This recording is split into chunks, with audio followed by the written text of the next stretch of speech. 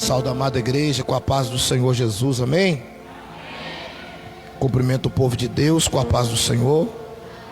Que Deus te abençoe, abençoe a tua casa, abençoe o teu lar e abençoe toda a sua família, em nome de Jesus Cristo, amém? Nossa primeira Santa Ceia da Comunhão, eu vi que faltou muitos obreiros, né, irmãos? Muitos obreiros.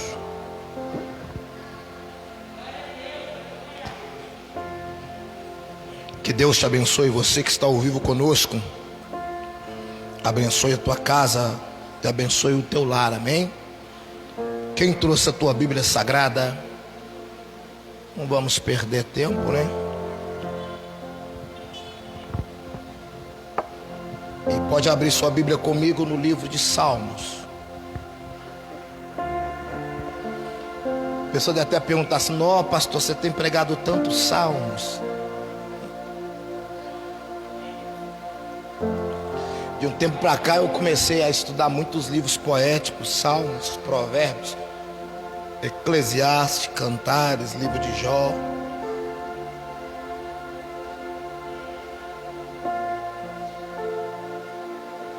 Livro de Salmos, Salmos 91.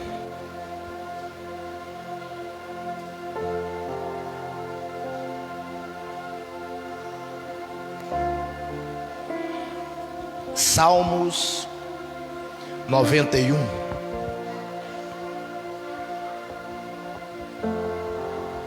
Eu creio que Deus tem uma palavra para alguém aqui essa noite.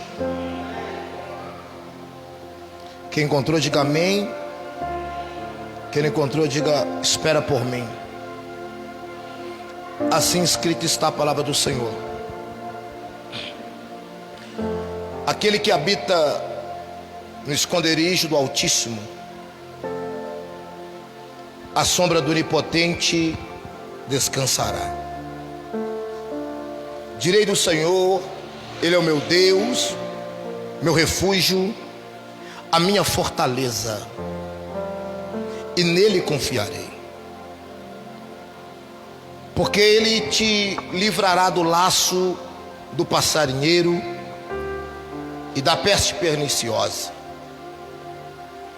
Ele te cobrirá com as suas penas, e debaixo das suas asas estará seguro. A sua verdade é escudo e broquel. Não temerás espanto noturno, nem seta que voe de dia, nem peste que ande na escuridão, nem mortandade que assole ao meio-dia. 1000 cairão ao teu lado e 10.000 à tua direita, mas tu não serás atingido. Somente com teus olhos olharás e verás a recompensa dos ímpios. Porque tu, ó Senhor, és o meu refúgio, meu Altíssimo, e a tua habitação. Nenhum mal te sucederá, nem praga alguma chegará à tua tenda, porque aos seus anjos dará ordem a teu respeito, para te guardarem em todos os teus caminhos. Eles te sustentarão nas suas mãos, para não tropece com teu pé em pedra. Pisará o leão e a áspide, tocará os pés do filho do leão e a serpente. Pois que tão encarecidamente me amou, também eu o livrarei. Pô-lo-ei num alto retiro, porque conheceu o meu nome. Ele me invocará e eu lhe responderei.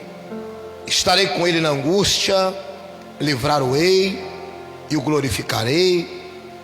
Dar-lhe-ei abundância de dias e lhe mostrarei a minha salvação. Amém? Eu queria que você deixasse aberto no Salmo 91, se assentasse glorificando ao Senhor.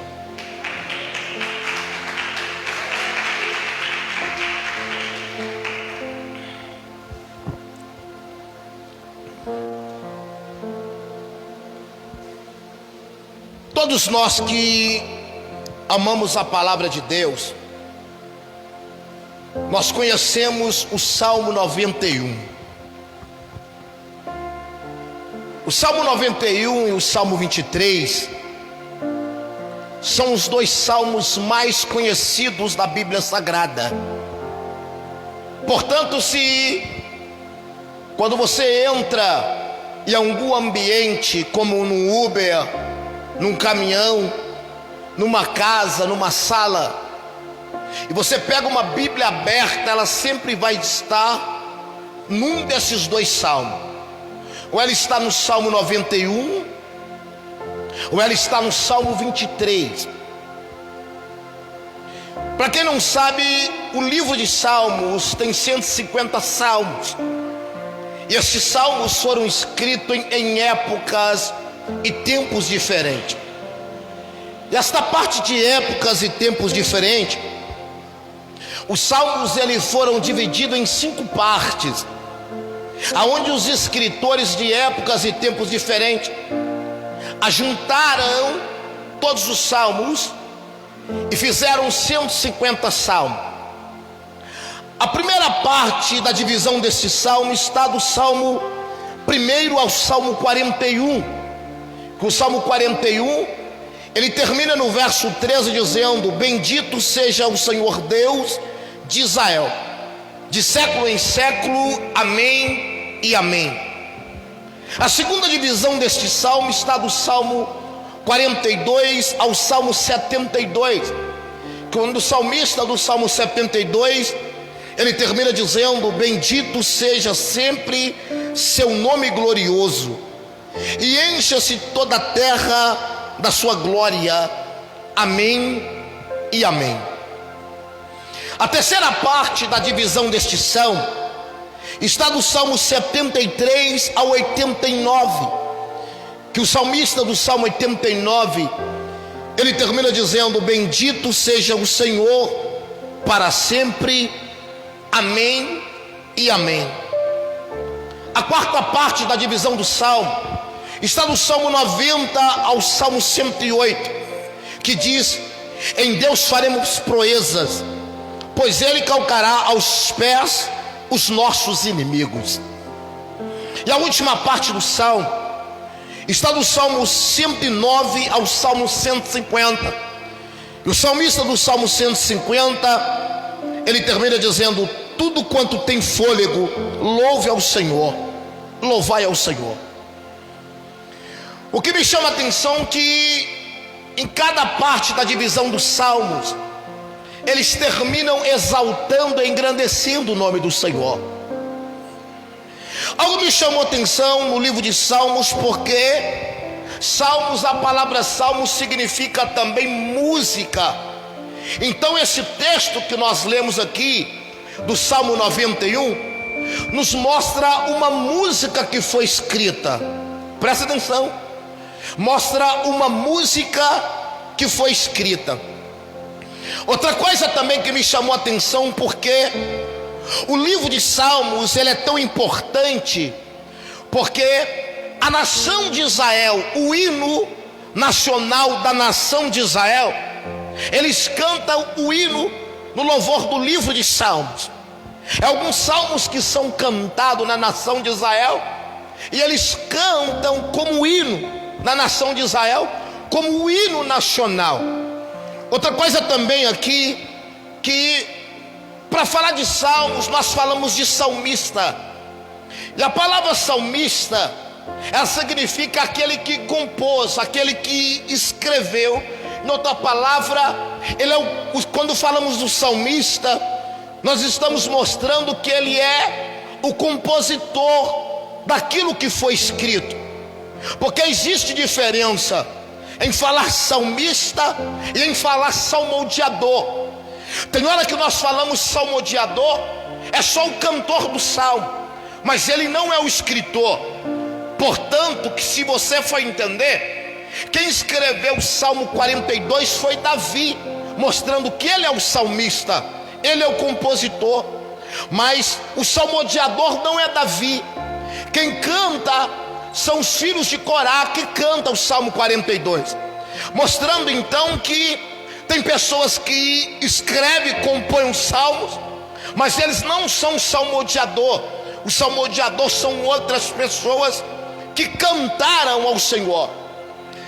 Algo me chama a atenção que falar de salmos, nós falamos de vários escritores do livro de Salmo, como também nós falamos dos filhos de Corá, nós falamos de Asaf, nós falamos de Agu, falamos de Salomão, falamos de Moisés também, Emã, Etã e um grande salmista chamado Davi.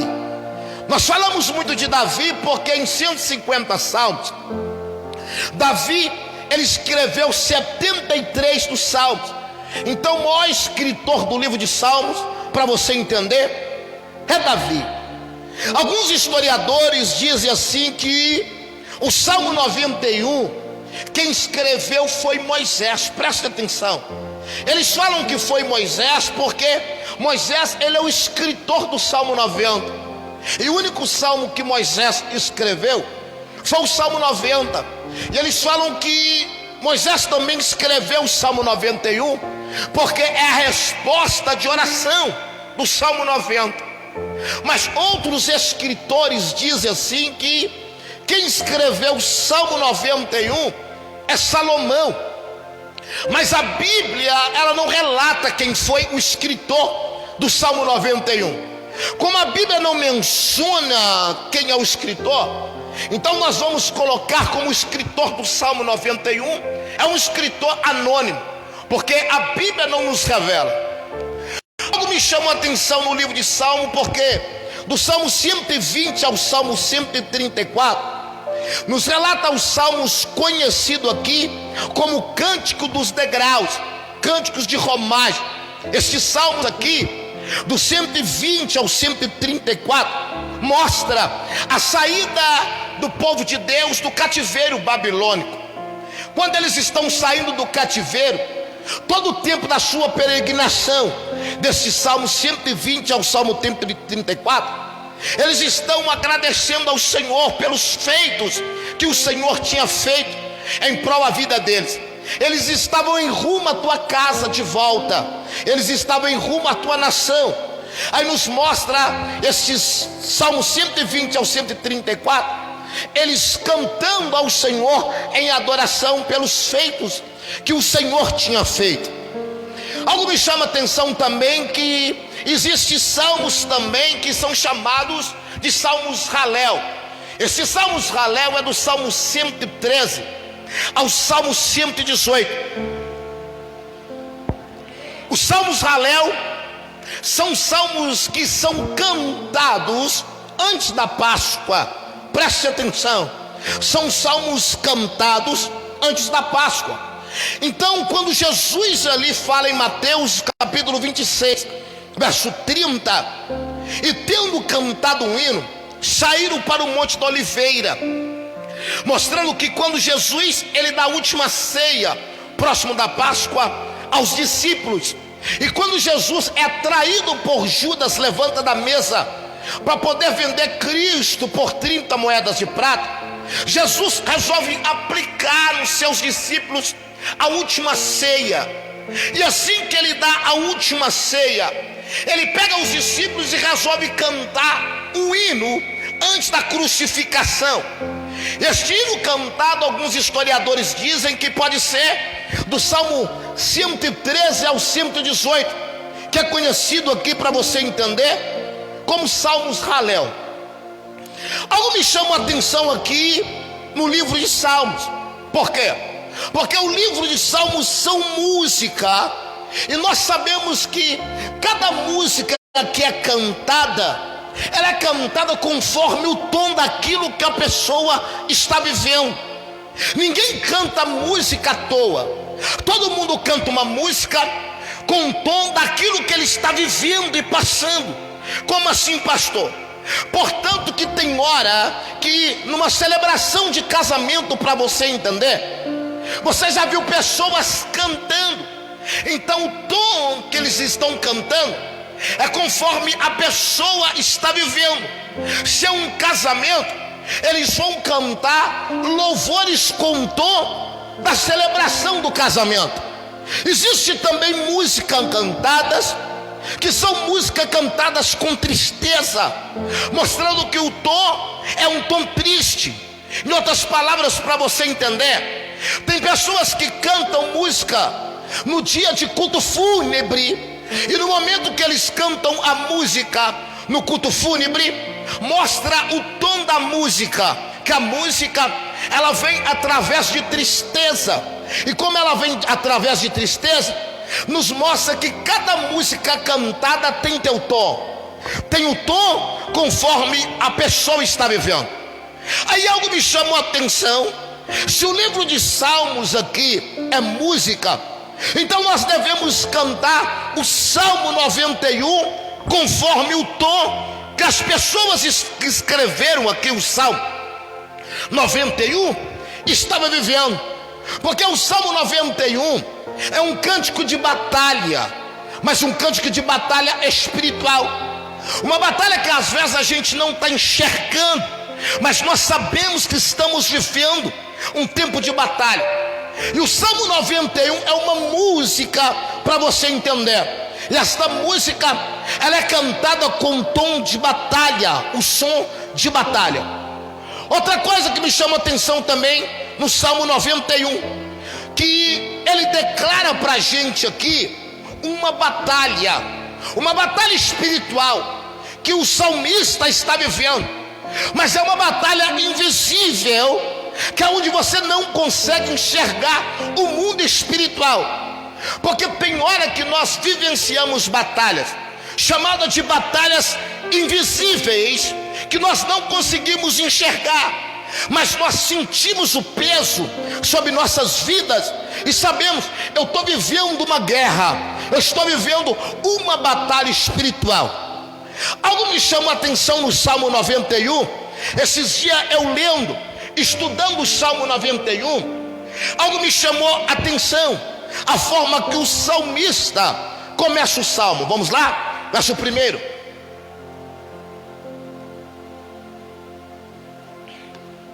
Olha a forma que o salmista começa dizendo nesse salmo: aquele que habita no esconderijo do Altíssimo, a sombra do Onipotente descansará. O que me chamou a atenção nesse texto aqui, que o salmista ele começa dizendo sobre a palavra habitar. A palavra habitar, ele está dizendo aquele que habita. Eu fui entender que o salmista está dizendo que a tradução da palavra habitar, ela tem um sentido de permanecer no lugar. Quando aquele que habita, é que está mostrando que ele está permanente no ambiente. E a palavra permanecer significa que ela tem um sentido de residir, ou melhor dizendo, uma moradia. O salmista então, quando ele começa dizendo aquele que habita, pastor Heider, ele está falando de uma casa, ele está falando de um lar, porque o habitar é moradia. Nós sabemos que o habitar é uma moradia. Então o salmista está querendo aqui trazer para mim e para você, dizendo: aquele que habita, aquele que mora, aquele que reside, ou aquele que tem um endereço físico, porque se ele habita e ele mora, ele tem um endereço aonde vai encontrar ele.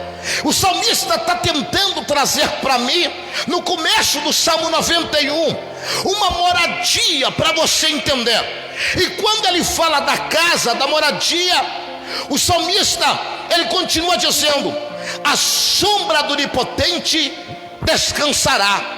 Quando o salmista fala aqui a palavra descansar, a palavra descansar para mim, pastor Heider, ela está trazendo uma intimidade. O salmista está além de dizer que além de uma moradia, ele está falando um descanso na casa. E se ele está falando aqui a palavra descansar, o salmista está querendo mostrar o nível de intimidade, porque ninguém descansa na casa de ninguém sem conhecer. Para alguém descansar na minha casa, primeiro ela tem que estar no nível de intimidade com o dono da casa. E o salmista aqui, além dele falar da casa, ele está tentando trazer o nível de intimidade aqui, que ele está com o dono da casa.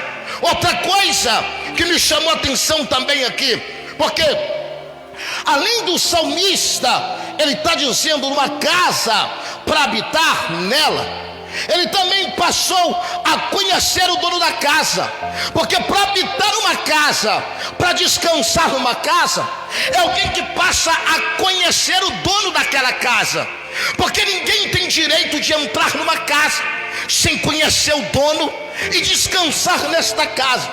Então o texto aqui, para você entender, o salmista está tentando me trazer aquele que habita, aquele que mora, aquele que reside, aquele que tem um endereço físico, esse receberá alguns benefícios dentro daquela casa.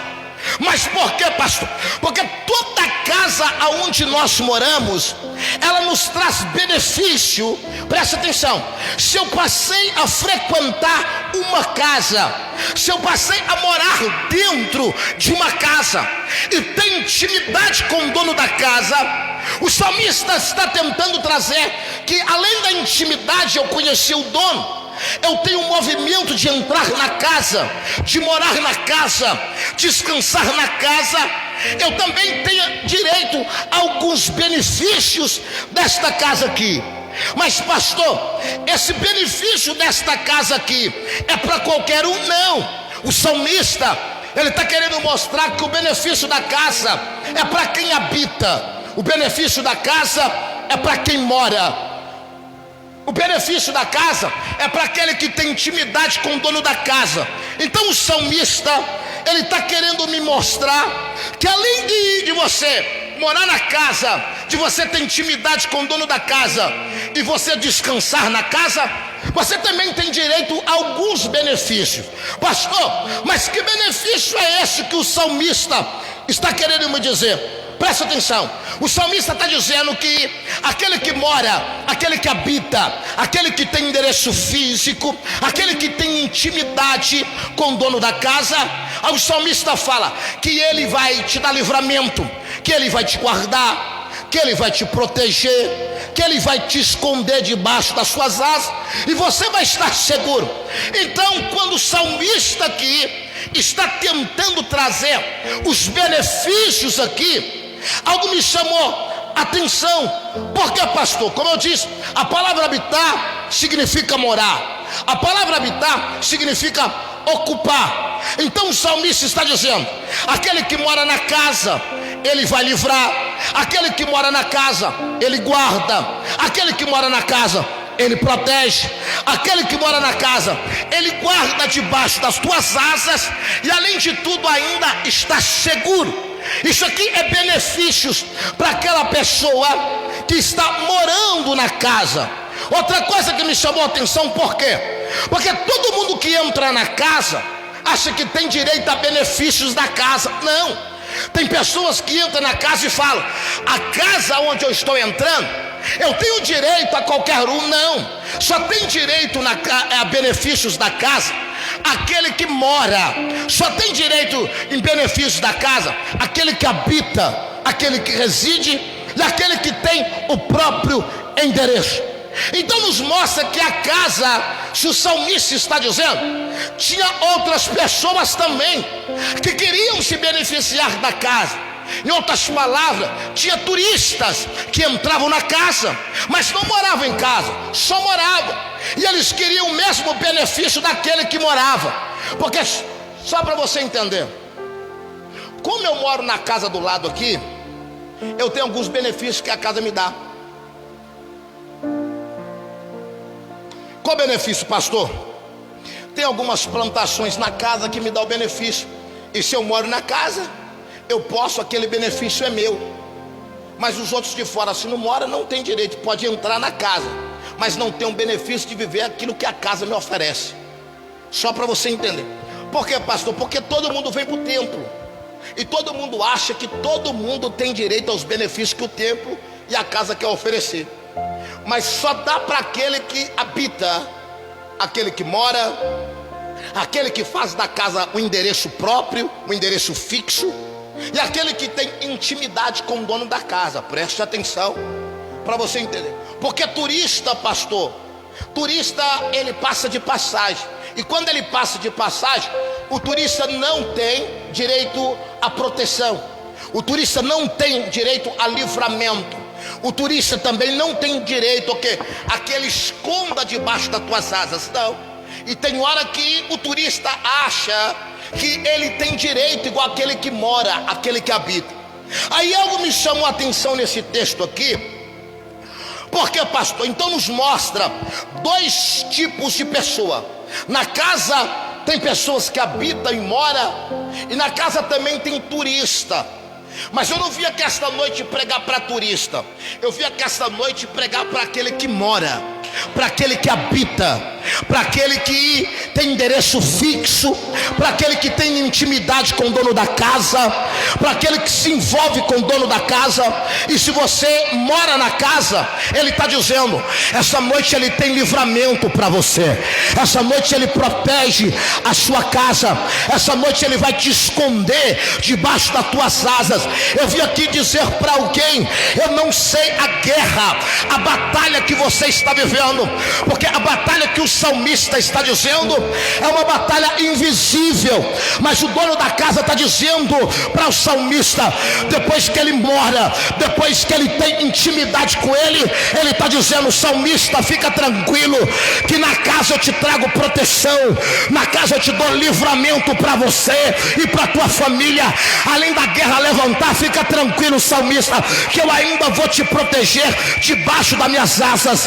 Eu quero que esta noite dizer para alguém, mesmo vivendo a luta que você está vivendo, enquanto você está morando na casa de Deus, enquanto você está habitando na casa de Deus, enquanto você tem intimidade com Deus, Deus está te dando livramento.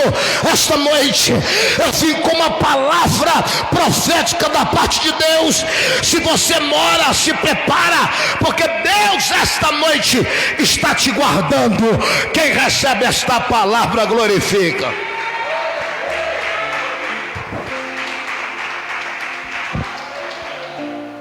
Outra coisa aqui que me chamou a atenção, só para você entender,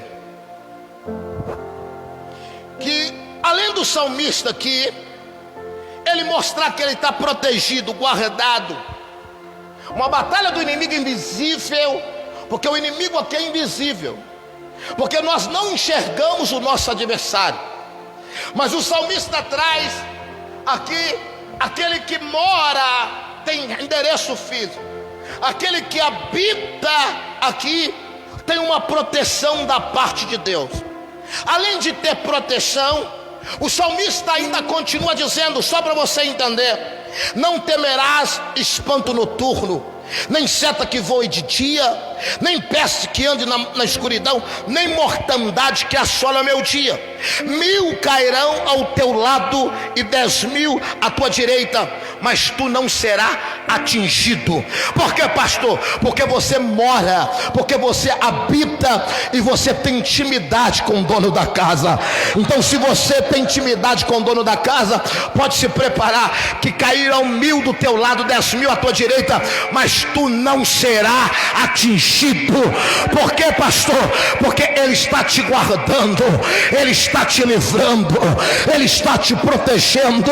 Eu vim aqui esta noite dizer para alguém: se você está vivendo batalhas, guerras espirituais, Deus me autoriza a dizer para você: tem proteção e livramento de Deus chegando para você e para a tua família essa noite.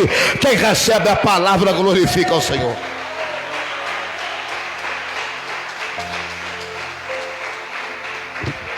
Por que, pastor? Porque a casa, ela nos dá direito, os benefícios da casa. Aí algo me chama a atenção, porque além dos benefícios da casa, olha o que o salmista do Salmo 121 diz. Olha para você ver, você estando dentro da casa, o que você vai viver. Eleva os olhos para os montes, de onde virá o socorro? O meu socorro vem do Senhor, que fez o céu e a terra. Não deixará vacilar o teu pé, aquele que te guarda não tosquejará. Eis que não tosquejará, nem dominará o guarda de Israel. O Senhor é quem te guarda, o Senhor é a tua sombra e a tua direita. O sol não te molestará de dia, nem a lua de noite. O Senhor te guardará de todo mal. Ele guardará a tua alma. O Senhor guardará a tua entrada, a tua saída, desde agora para sempre. Pastor, você está querendo dizer o quê? Enquanto você tem endereço aonde você habita, Satanás pode levantar do jeito que for e não prevalecerá. Eu vim aqui esta noite dizer para alguém: Deus está comprando a tua batalha esta noite. Deus me autoriza a dizer para ti: esta batalha, esta guerra que você está vivendo não é sua, porque enquanto você tiver a moradia habitando, enquanto você tiver intimidade com Ele, o dono da casa está dizendo para alguém aqui: ei, eu te guardo, eu te livro, eu te protejo. 10.000 cairá do teu lado e 10.000 à tua direita, mas tu não será atingido. Porque, pastor? Porque eu sou Deus na tua vida. Eu vim aqui esta noite dizer para alguém: Satanás não toca na tua casa, Satanás não toca na tua família, Satanás não toca no teu filho, Satanás não toca no teu casamento, Satanás não toca no teu ministério. Por que, pastor? Porque Deus me autoriza a dizer: enquanto você estiver habitando na casa, enquanto você estiver com endereço físico fixo, enquanto você tiver intimidade com Ele, Ele está dizendo: eu vou te proteger, filho, eu vou te guardar, eu vou te livrar, eu não deixo nenhum mal tocar nos meus filhos.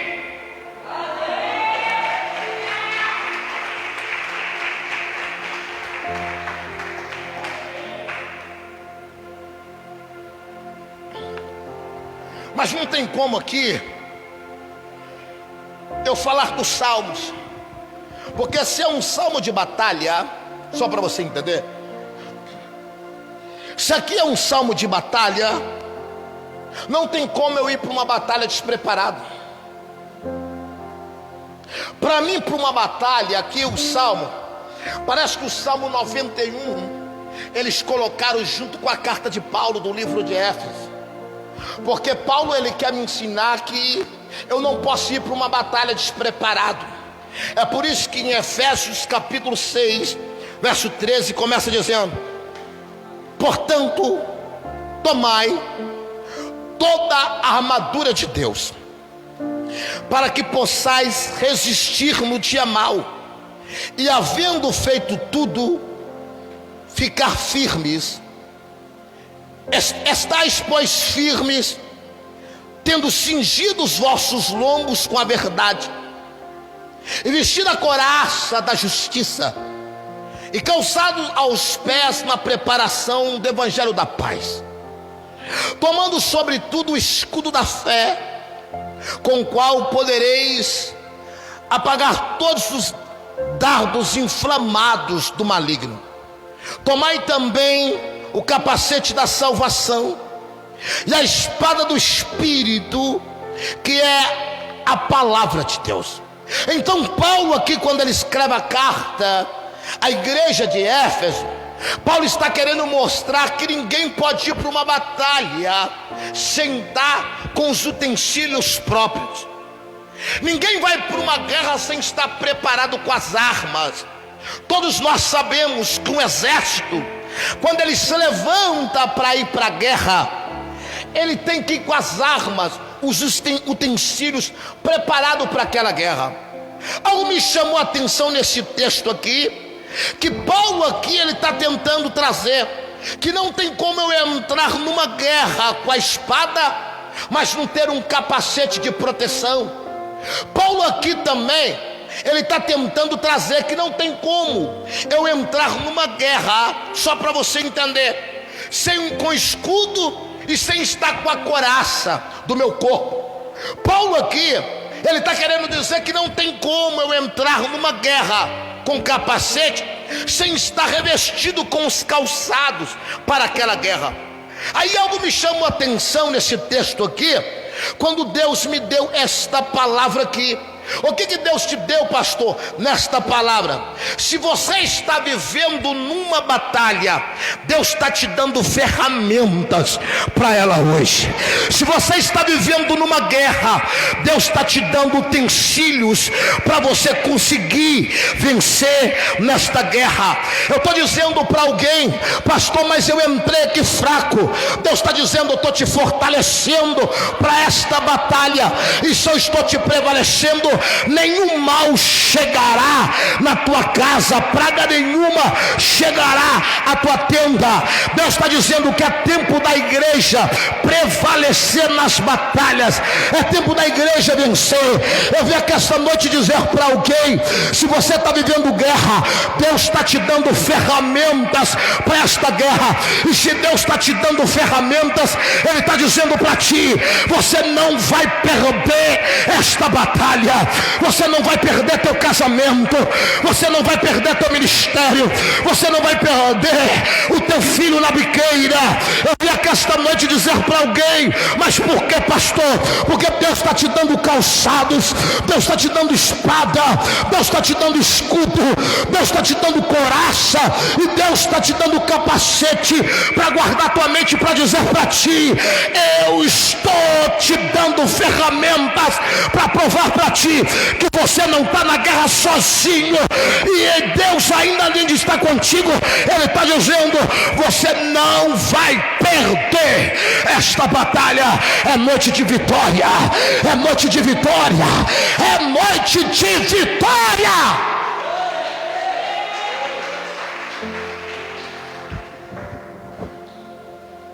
Outra coisa, aí Paulo, quando ele fala, ele continua falando algo no texto que me chamou a atenção. Efésios 6,12, coloca para mim. Vamos lá para você entender. Salmo 91 é de batalha.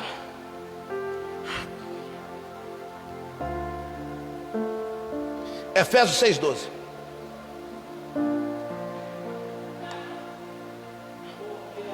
Olha o que diz: porque não temos que lutar contra carne e sangue, mas sim contra os principados, contra as potestades, contra os príncipes das trevas deste século, contra as hostes espirituais da maldade nos lugares celestiais.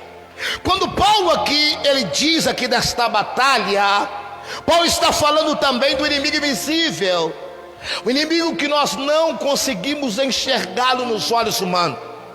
Paulo aqui, ele está tentando trazer que a nossa luta aqui não é contra carne e sangue, mas a luta é contra principados e potestade. Preste atenção, quando Paulo ele fala isso aqui, ele está dizendo o que, pastor?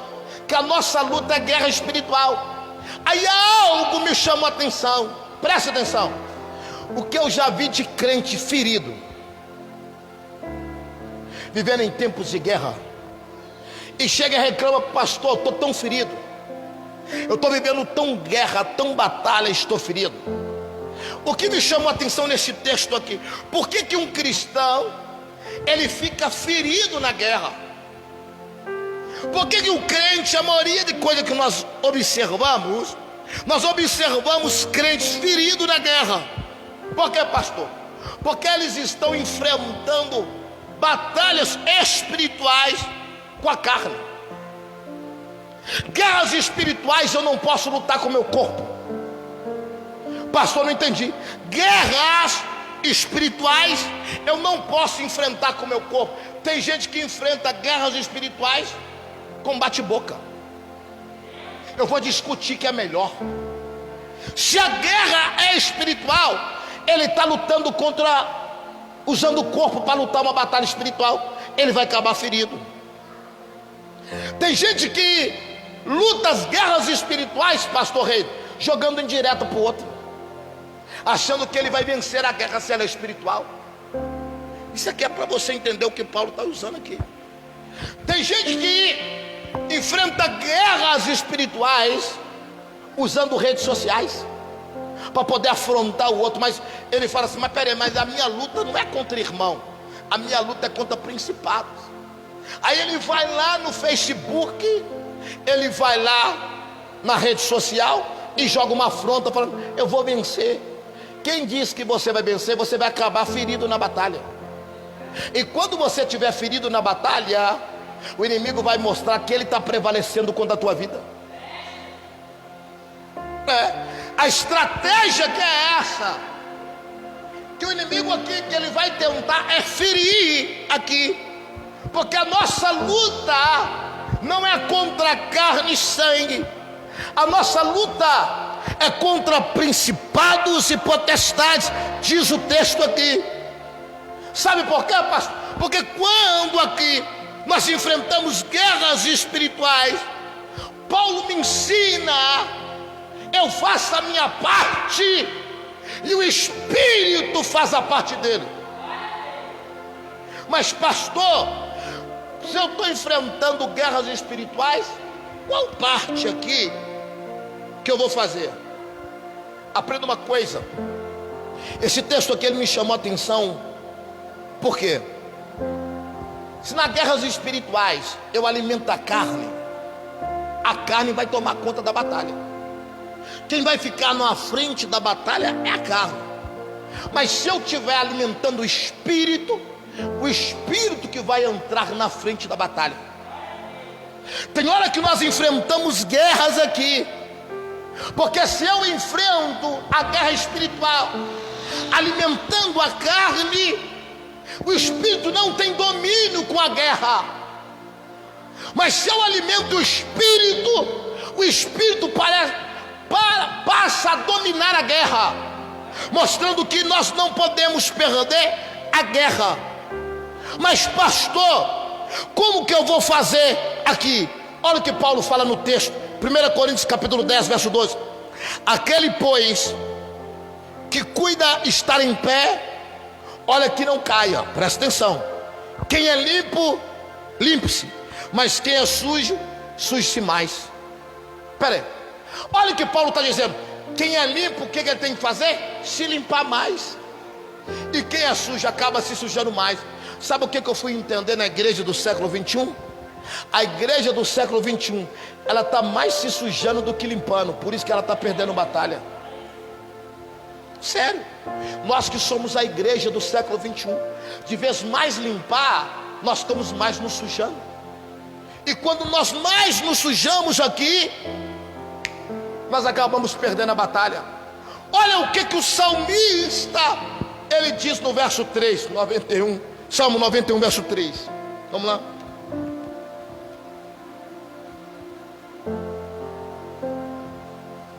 Porque ele te livrará do laço do passarinheiro. Olha o que o salmista está dizendo. Ele te livrará do laço do passarinheiro. Se ele está dizendo que ele te livrará do laço do passarinheiro, o salmista aqui está querendo me mostrar o quê? Que a função do passarinheiro é capturar a tua presa. Olha aqui, o salmista está me dizendo que a função do passarinheiro é capturar a tua presa. Em outras palavras, a função do passarinheiro é tirar a liberdade do pássaro. Olha aqui, a função do passarinheiro é tirar a liberdade do pássaro. Mais ainda para você entender. Outra coisa que eu aprendi nesse texto aqui: toda vez que o passarinheiro vai pegar o pássaro, ele faz uma armadilha. Toda vez que o passarinheiro aqui, ele vai pegar a presa, ele faz uma armadilha. Algo me chama a atenção, por quê, pastor? Porque eu fui entender que a história do homem é a mesma história de um pássaro. O homem é a mesma atitude do homem, é a mesma atitude de um pássaro. Se o pássaro, olha aqui, se o passarinheiro ele faz uma armadilha para poder pegar um pássaro, o que será que ele vai colocar na armadilha? Um alimento. Repita comigo: alimento. Um alimento. Por quê? Porque o pássaro e o homem, ele é atraído naquilo que ele vê. O que atrai o homem é aquilo que o inimigo mostra para ele. E o pássaro é a mesma forma. O pássaro, ele é atraído naquilo que ele observa. Mas pastor, como que a pessoa pode ser atraída naquilo que ele observa? Sabe por quê? Porque o diabo sabe que a nossa visão, os nossos olhos, ele tem poder de direcionar toda a parte do corpo. Vocês entenderam? Os nossos olhos, ele tem poder de direcionar toda a parte do movimento do teu corpo. Mas pastor, mas por que os olhos? Você já reparou que quando alguém vê algo, ele fala assim: eu vi, mas eu quero tocar. Por quê? Ele não toca nada que ele não vê. Então os olhos têm poder de fazer a mão pegar. Os olhos também, para você entender, quando você vê alguma coisa, você fala: eu vi, mas eu também quero sentir. Por quê, pastor? Porque os olhos enxergaram. Além, tem coisa que o diabo te mostra nos olhos. Além de você ver, sabe o que você fala? Eu vi, mas eu também quero. Ninguém não quer nada sem ver. Outra coisa para você entender: quando o diabo mostra algo, sabendo da visão do homem, o homem fala: eu vi, mas eu também quero ter. Mostrando que o olho tem poder de fazer você pegar, tem poder de fazer você querer, tem poder de fazer você ter. Porque tudo que a gente enxerga, primeiro enxergamos com os olhos. Ninguém quer nada do que aquilo que não enxerga. Então a estratégia do diabo que é essa. O diabo viu que o passarinheiro aqui, que o pássaro, ele tem a mesma atitude do homem. Esse pássaro aqui, para você entender, representa o homem. Aí eu fui entender por que o salmista aqui, ele fala do passarinheiro e ele fala do pássaro. Esse pássaro aqui, o salmista, ele está comparando com o homem. E se o salmista compara esse pássaro com o homem, eu compreendi que o pássaro, ele foi criado para viver no alto. Presta atenção. Então, se ele compara o pássaro com o homem, então eu fui feito para viver momentos altos. Aí, se o pássaro aqui, ele foi criado para voar em lugares altos, olha a estratégia do predador. Olha a estratégia do passarinheiro aqui. Ele pega o pássaro que está voando lá no alto, ter uma vida alta, e ele tira a atenção do pássaro com uma coisa que ele coloca na terra. Vocês não entenderam? A estratégia do passarinheiro aqui: eu vou tirar a atenção do pássaro que está lá em cima com algo que eu vou mostrar para ele aqui na terra. Mas pastor, não entendi. Vou te mostrar para você. Porque olha aqui, quando ele prepara a armadilha, o passarinheiro, ele coloca um alimento. O pássaro está voando, e o pássaro lá de cima olha alguma coisa que chamou a atenção pelo teu olho, o alimento. Olha aqui. Aí eu fui entender por que ele coloca o alimento na tua armadilha. Sabe por quê? Porque o alimento quer dizer aquilo que o pássaro está necessitado. A estratégia do diabo, então, para tentar pegar o pássaro, não é dar a ele aquilo que ele não quer, é dar a ele aquilo que ele necessita. Porque ele vai armar a armadilha, ele vai colocar a comida, e o pássaro só vai ver a comida, ele vai enxergar, mas a hora que ele necessita, pode ter certeza que ele vai. Então o alimento aqui mostra a estratégia do passarinheiro. Ele vai tentar atrair o pássaro com aquilo que ele está necessitando, e o pássaro se compara com o homem. A estratégia do diabo é atrair o homem naquilo que ele necessita. Olha aqui a estratégia que o diabo quer tentar fazer. Ele tenta tirar o pássaro do nível alto para tentar colocar ele no nível baixo da terra, porque ele foi chamado para voar em lugares altos. E se ele foi chamado para voar em lugares altos, ele vai tentar atrair o pássaro por aquilo que é a sua necessidade, aquilo que o pássaro está querendo. Aí eu fui entender, olha aqui para você entender. Alguém aqui come 24 horas? Hã? Alguém come 24 horas?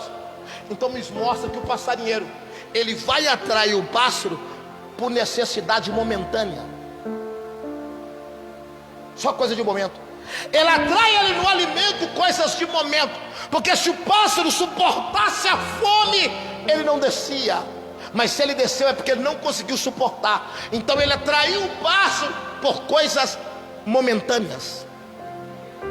Olha para você ver a estratégia do diabo aqui.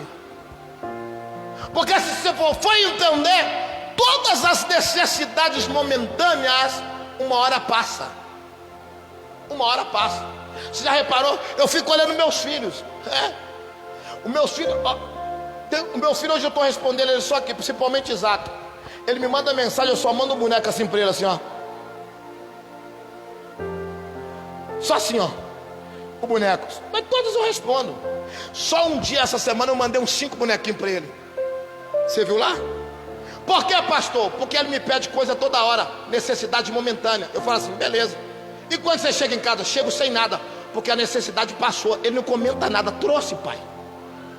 Porque são necessidades momentâneas que ele quer naquele momento. A estratégia do diabo aqui é dar ao pássaro necessidade, aquilo que ele necessita, mas coisa momentânea. Em outras palavras, aquilo que é passageiro. Olha a estratégia do diabo: dá ao pássaro coisas passageiras, coisas momentâneas. Aí algo me chama a atenção nesse texto aqui. O pássaro, olha o pássaro, olha o pássaro. Ele coloca armadilha, o passarinheiro.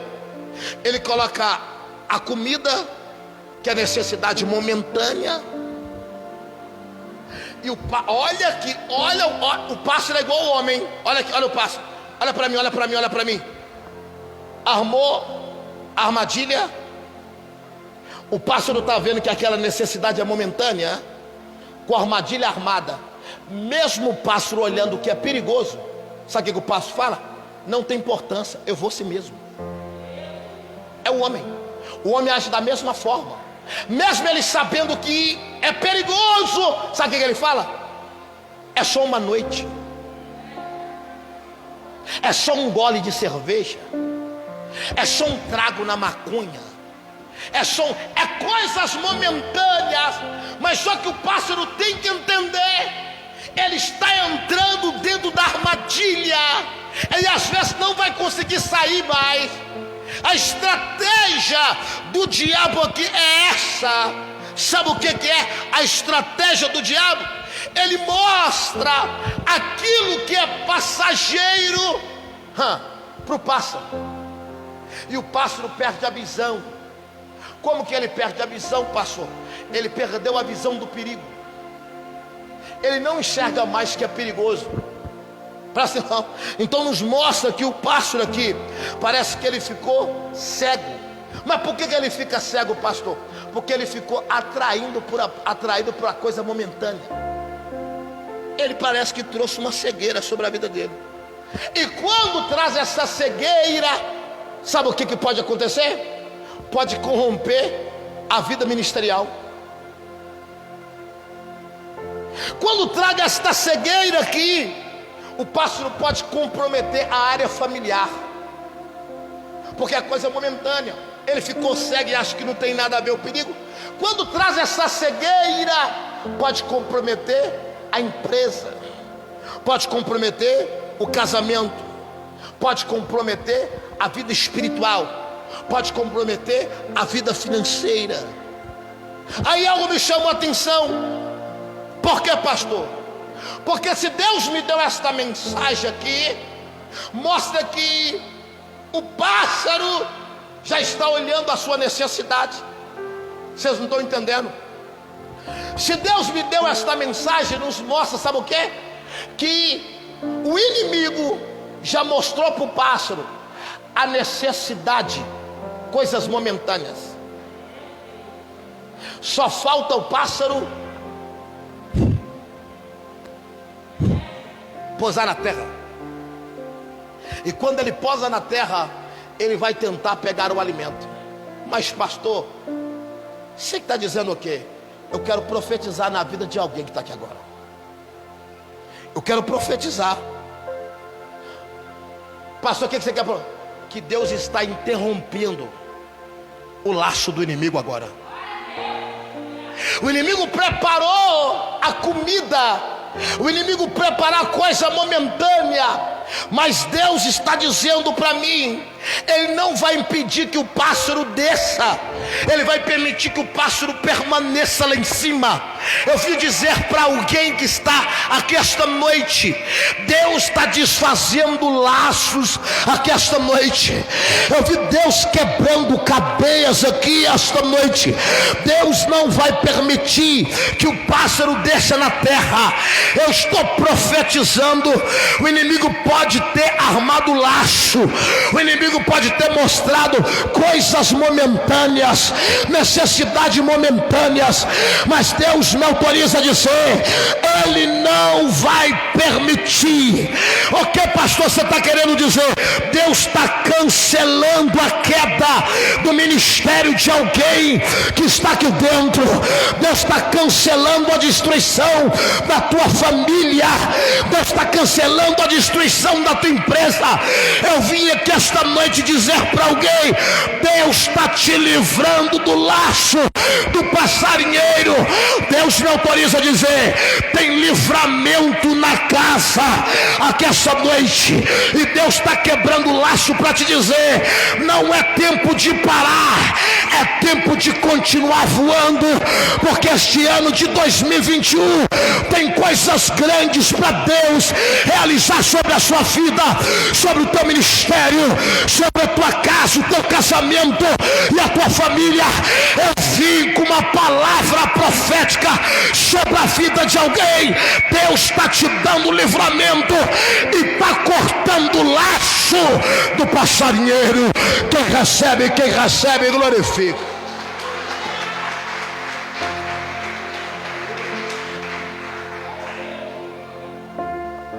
Aí quando ele livra, ele quebra o laço.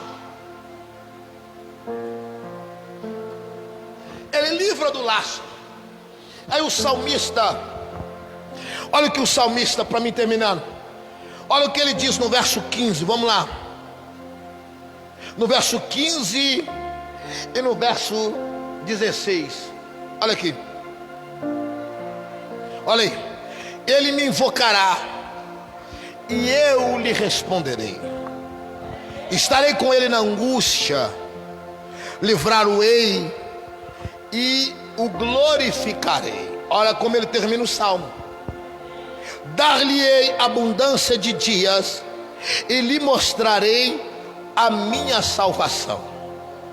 Pastor, como que o salmista está dizendo no texto? Olha aqui: me invoca e eu te respondo. Ele continua dizendo: me invoca que eu estarei no dia da tua angústia. Me invoca que eu vou te dar livramento. Olha aqui: e serei glorificado. Me invoca, dar-lhe-ei abundância de dias. Me invoca que eu lhe mostrarei a minha salvação. Você sabe o que o salmista está dizendo? Só me invocar que eu tenho uma resposta para ti. Se Deus não te deu resposta, é porque ainda você não invocou Ele. Ele está dizendo: me invoca que eu te responderei. Me invoca que eu estarei no dia da tua angústia. Me invoca que eu vou te dar livramento e serei glorificado. Me invoca que eu dar-lhe-ei abundância de dias. Me invoca que eu lhe mostrarei a minha salvação.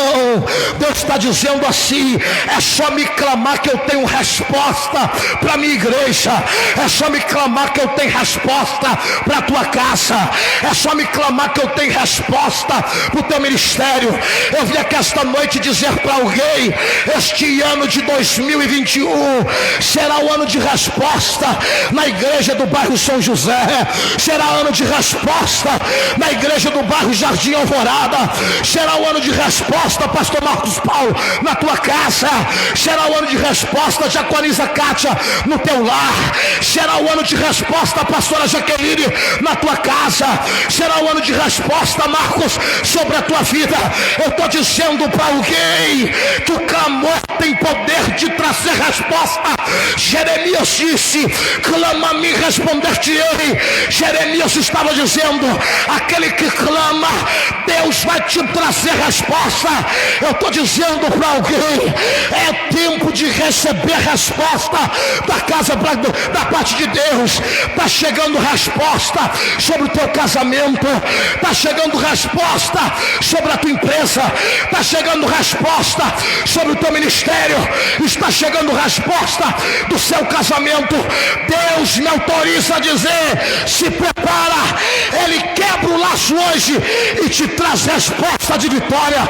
Eu vim com esta palavra esta noite. Deus quebra o laço e te entrega tempo de abundância. Quem recebe esta palavra,